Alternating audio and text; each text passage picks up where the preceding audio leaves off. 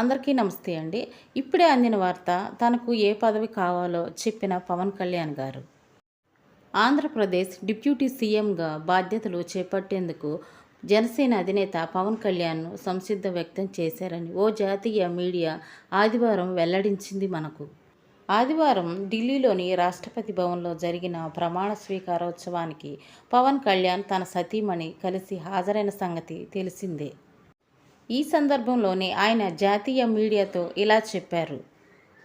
అయితే రిపోర్టర్స్ ప్రశ్నలకు ఆయన వ్యాఖ్యానం అస్పష్టంగా ఉండడంతో పవన్ ఏం మాట్లాడారు అనేది సరిగా వినపడలేదు.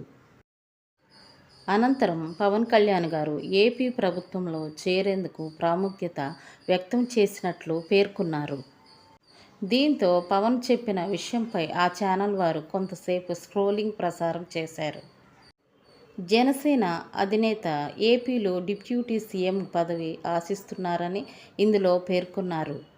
ఇదిలా ఉండగా ఈ నెల 12వ తేదీ బుధవారం టీడీపీ అధినేత చంద్రబాబు నాయుడు గారు ఏపీ ముఖ్యమంత్రిగా ప్రమాణ స్వీకారం చేయనున్నారు. అయితే పవన్ కళ్యాణ్ గారికి మరి ఎలాంటి పదవి దక్కుతుందో అనే దానిపై ఆసక్తి నెలకొంది.